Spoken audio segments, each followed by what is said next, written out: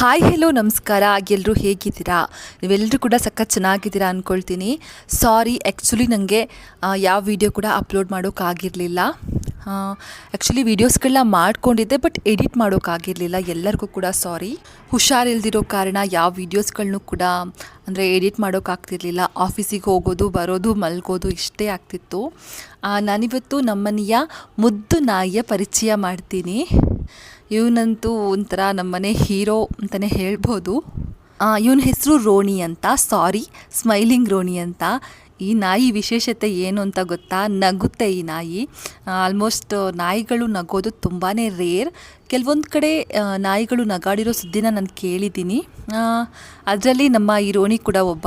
Comedy ಅಂದರೆ ಈ ಪುಣ್ಯಾತ್ಮ ನಾವು ವಿಡಿಯೋ ಆನ್ ಮಾಡಿ ನಗು ಅಂದರೆ ನಗೋತಿಲ್ಲ. ಬೇರೆ ಟೈಮಲ್ಲಿ ಸ್ಮೈಲ್ ಅಂದರೆ ಸಾಕು, ಹಲ್ಲು ಬಿಟ್ಟು ಹಾಗೆ ನಗಾಡ್ತಿರ್ತಾನೆ.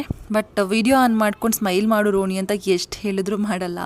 ಈ ವಿಡಿಯೋ ನೋಡಿದ್ರೆ ನಿಮಗೆ ಅರ್ಥ ಆಗುತ್ತೆ. ನಾನಂತೂ ಸ್ಮೈಲ್ ಮಾಡು ಸ್ಮೈಲ್ ರೋಣಿ ಎಷ್ಟು ಹೇಳಿದ್ರು ಕೂಡ ಸ್ಮೈಲ್ ಮಾಡೋದಿಲ್ಲ. ರೋಣಿ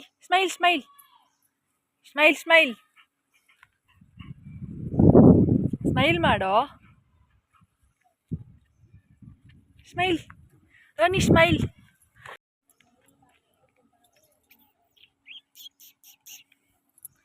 ಬಟ್ ವಿಡಿಯೋ ಆಫ್ ಮಾಡಿದ ತಕ್ಷಣ ಸ್ಮೈಲ್ ಮಾಡು ಅಂದ ತಕ್ಷಣ ಸ್ಮೈಲ್ ಮಾಡ್ತಾನೆ.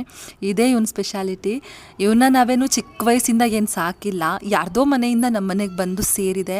ಬಟ್ ನಮ್ಮ ಮನೆಯವರು ಅಂದರೆ ತುಂಬಾ ಇಷ್ಟಪಡುತ್ತೆ. ನಮ್ಮ ಅಪ್ಪ ಅಮ್ಮ ಕೂಡ ತುಂಬ ಚೆನ್ನಾಗಿ ನೋಡ್ಕೋತಾರೆ ಇದನ್ನು. ಹಾಗಾಗಿ ಇದು ಬಂದು ನಮ್ಮ ಮನೆ ಬಿಟ್ಟು ಎಲ್ಲೂ ಹೋಗಿಲ್ಲ.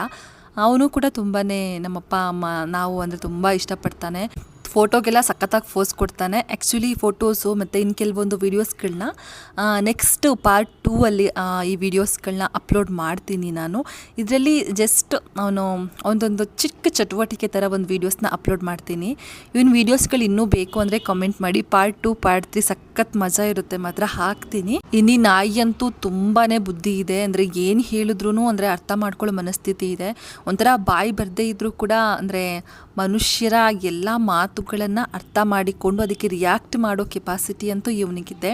ಅಂದರೆ ನೈಟ್ ಟೈಮ್ ಏನಾದರೂ ಹೊರಗಡೆ ನಾವು ಓಡಾಡುವಾಗ ಆಗಿರ್ಬೋದು, ಹಿಂದೆನೇ ಬಂದುಬಿಡ್ತಾನೆ. ಅಥವಾ ನಾವು ಅವ್ರನ್ನ ಬಿಟ್ಟು ಬಾ ನೀನು ಅಂತ ಹೇಳಿದ್ರು ಕೂಡ ಅವ್ರ ಹಿಂದೆನೇ ಹೋಗ್ತಾನೆ, ಅವ್ರನ್ನ ಬಿಟ್ಟು ಮತ್ತೆ ವಾಪಸ್ ಬರ್ತಾನೆ.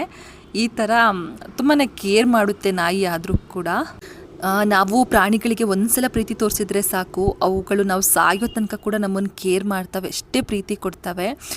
ಇನ್ನೂ ಇವನ ಬಗ್ಗೆ ಪಾರ್ಟ್ 2 ವೀಡಿಯೋಸ್ ಮಾಡ್ತೀನಿ. ಸೊ ವೆಯ್ಟ್ ಮಾಡ್ತಾ ಇರಿ. Thank you for the watching. ರೋಣಿ ಸ್ಮೈಲ್.